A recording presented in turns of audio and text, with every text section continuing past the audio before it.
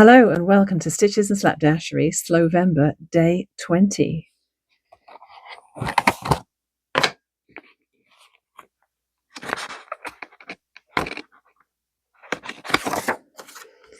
Meet a friend for coffee, take a crafty project.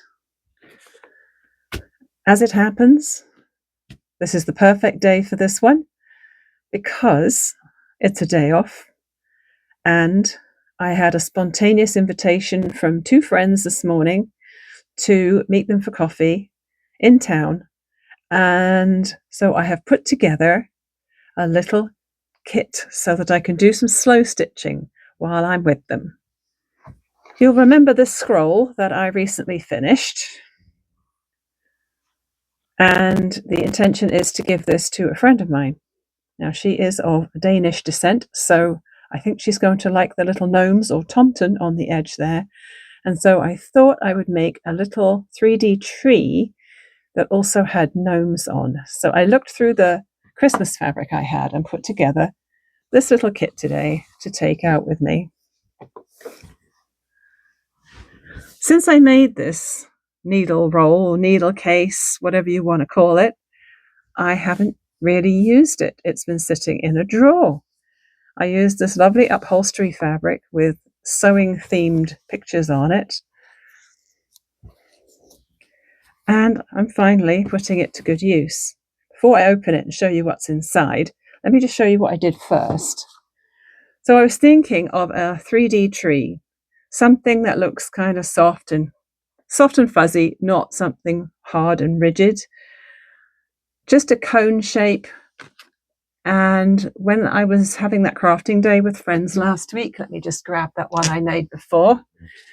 So last week I made this one with my fabric twine, which I just used cardboard inside, and I figured out how to make an easy cone shape. So what I've done is I made a 6-inch cone shape. All it is, you just draw a right angle and the height of the tree will be whatever this edge is. And I just use a ruler to mark out some little dots and then join it all up. And then this time, I used my brain this time. Rather than trying to butt up the edges of the cardboard together when I tape it into a cone, I made a little overlap piece. So I just extended it from nothing here to about an inch, a couple of centimeters over here. So this is going to be the overlap zone where I stick it together. I did a 6-inch one. That's going to be my template for a cardboard or whatever insert for my slow stitching to help it to stand up. So then I drew up a 7-inch one, which also has this extension one. And it is what I'm using for my fabric. So what I ended up doing is I used this green felt.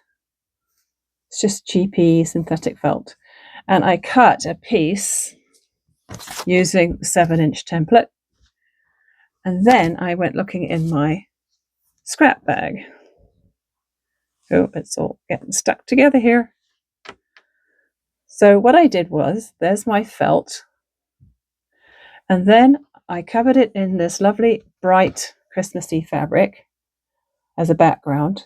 So it's not going to be too scrappy, this one. It's going to be fairly straightforward. And then fussy cut these gnomes or tomten out of a different fabric, and I'm going to just slow stitch over it all and probably add some other embellishments later on. At the moment I have just pinned it. I was in a bit of a rush, so I had to get it ready and run out the door soon. So at the moment it's just pinned, but I did just fold it around on itself and overlap it by that much, that the amount that I allowed for, just to make sure that the gnomes are pointing in the right direction. As it turned out, they were pretty wonky, so I'm glad I did that. So that's my slow stitch piece. Should be nice and easy to stitch through. It's just at most 2 layers of fabric and a piece of felt. And then I put in my needles and a spool of basic thread so that I can baste the layers together when I first get to the coffee shop and take the pins out. Then I can put the pins in here along with these other ones that I put in there months and months ago, maybe a year ago, I can't remember. These are crochet markers, says front and back. I think I got those from Catherine at Crafternoon Treats years and years ago when she was still publishing videos. And then in the back, I have my embroidery threads and a pair of sharp scissors. I might switch this out for a smaller pair of scissors if I remember when I get upstairs. So I've just chosen the red, the green, and the white. Rather traditional, but it goes perfectly. And then this gnome here has the tiniest bit of turquoise in it. So I'm adding in this teal as well. In fact, if you look at the selvage for the fabric, you'll see that there is some turquoise in there and blue. And I really would like to figure out how to use this piece of selvage in the project too. It might end up being a hanging loop or something. I don't know, but I love it so much. So actually what I should probably do is tuck that inside there as well, so I don't forget about it or lose it somewhere in my sewing room. I think that's all I'm going to need. So maybe I'll keep these scissors out because I have a much daintier pair of embroidery scissors, which are much prettier than that. And then I just have to be really careful how I fold this because it's full of pins.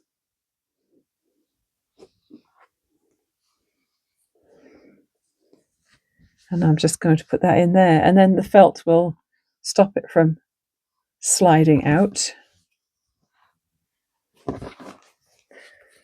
I'm rather excited about using that. I'm really happy about that.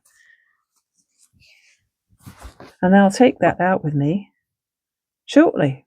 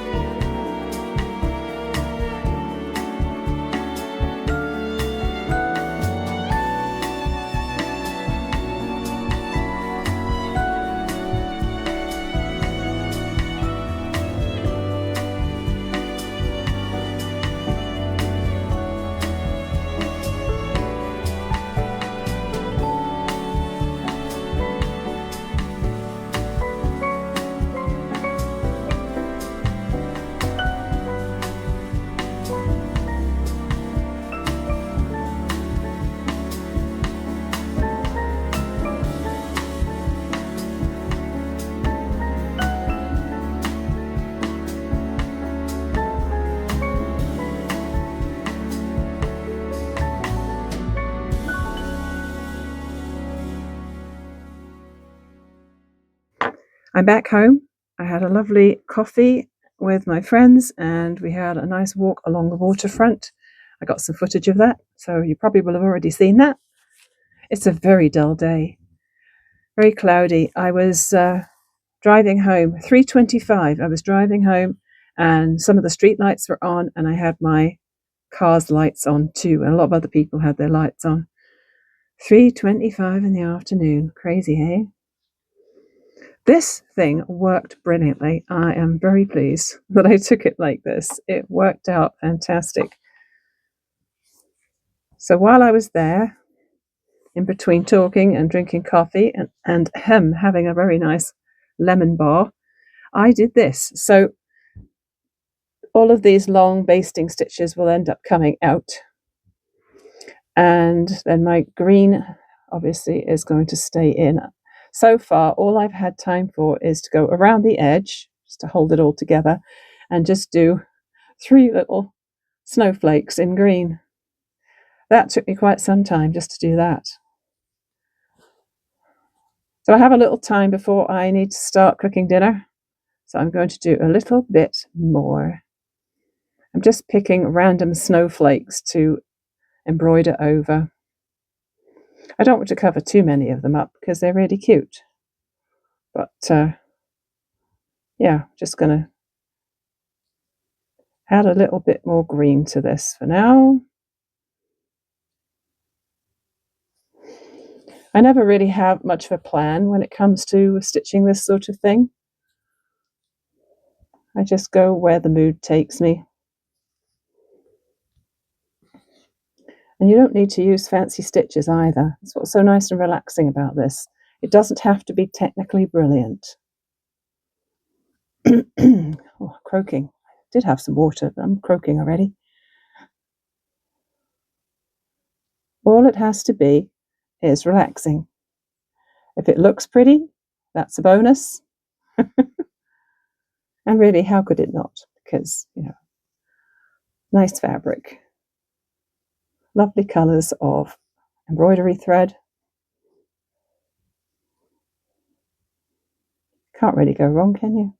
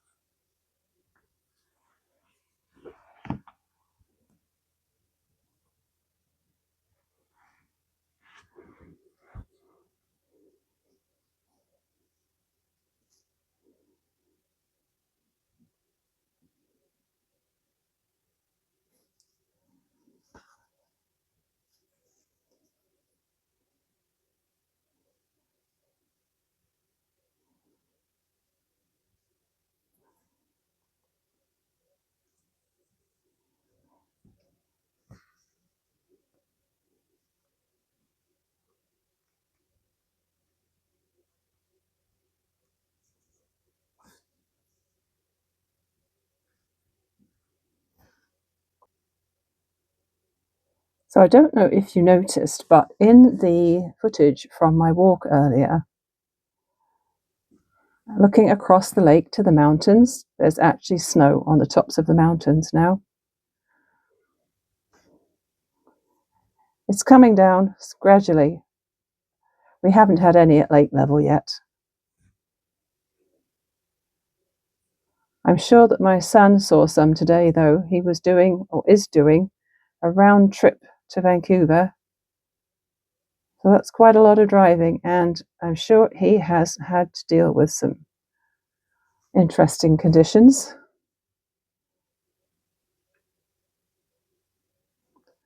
I did text him earlier.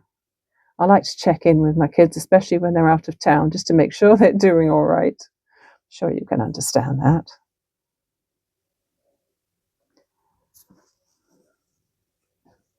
Kids don't tend to think about checking in with mum unless you prompt them. So I tend to be the first to send a text and just say, "How's your day going?" And yesterday, I can't remember. Oh, that's right. They went to the Kootenays. 2 of them went to the Kootenays Monday, Tuesday, which is mountain passes in the other direction. And my oldest sent me a photograph of a herd of elk, which was rather cool.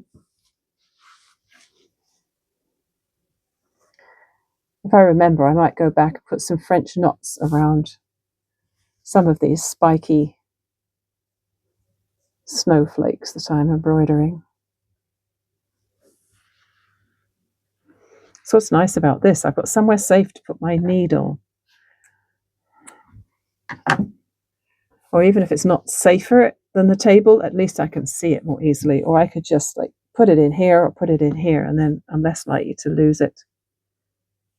That's a little bit of green done. So I think what I might do next is, I did pick out the red and the white, but the red is really barely going to show up on this. But so I'm going to do some of the teal next, I think, because my favorite color. So why wouldn't I? So here's a question for you. Do you have multiple projects on the go at once? And do they need a little notions bag with things in them, like scissors and needles and stitch markers and stuff like that?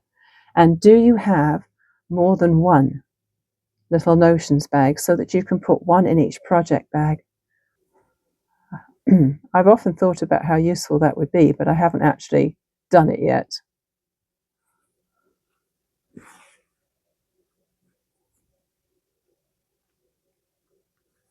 And the only reason I have one of these pretty stalk scissors is that one of my friends gave them to me one year for Christmas.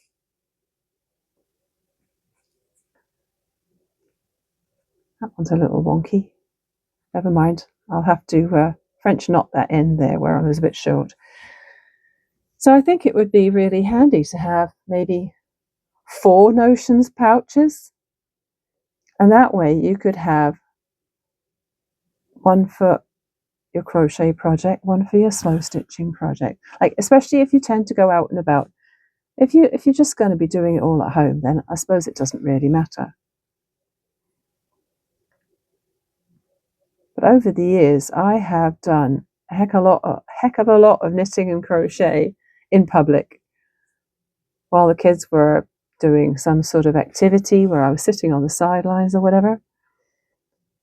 And just because when I'm out and about and there's some sitting time, I really don't like not having anything to do with my hands. So it would definitely make sense to have more sets, wouldn't it? For a while, I had a lot of pairs of those teeny little fold-up scissors. I probably still have a couple of pairs lying around somewhere. And those would definitely fit into something like an Altoids tin, like a peppermint candy tin, along with some needles and maybe a little thread spool and some buttons or stitch markers or whatever. But they were always such bad quality. The blades never really closed together properly, and they just felt like they were a waste of money, even if they were super cheap. But these are great. They're sharp and they work really well.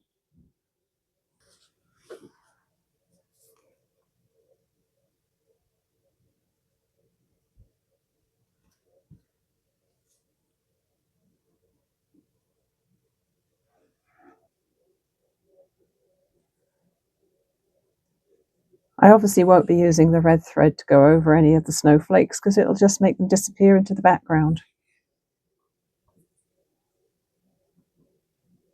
So I'll have to think about what I'm going to do with that. But I don't have to decide right now because I'm still working on the teal. I rather like to use up the pieces I've cut and then move on to another colour rather than skipping back and forth between colours. So with the green piece, I split 6 strands into 2 strands of 3 and then used that all up before moving on to the teal. And I'm going to do the same with this one. Just because it seems like a sensible way of doing it.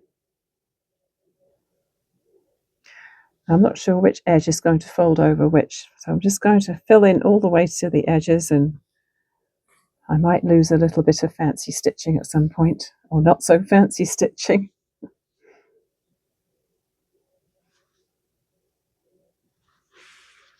That snowflake has a circle in the middle, so it's getting a French knot.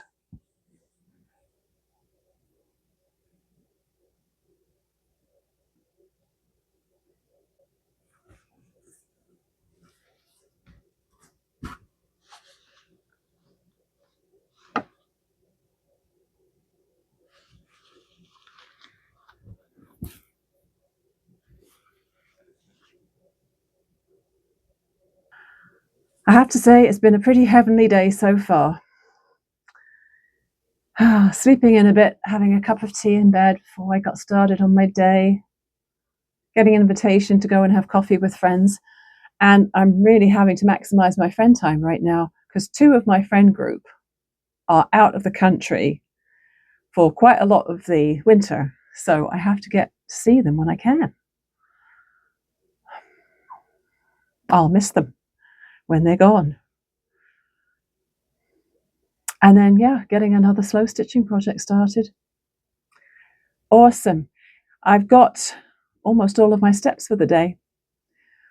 So I think I'm going to send Mr. Stitches out on his own for his steps later, because I can definitely embrace getting in my PJs extra early and reading my library book. I think that's a really good plan, don't you? Thank you for spending time with me today. I know you all have lots on your plate, and I appreciate that you're spending a chunk of your day with me. And I look forward to seeing you again tomorrow with something else. Bye for now.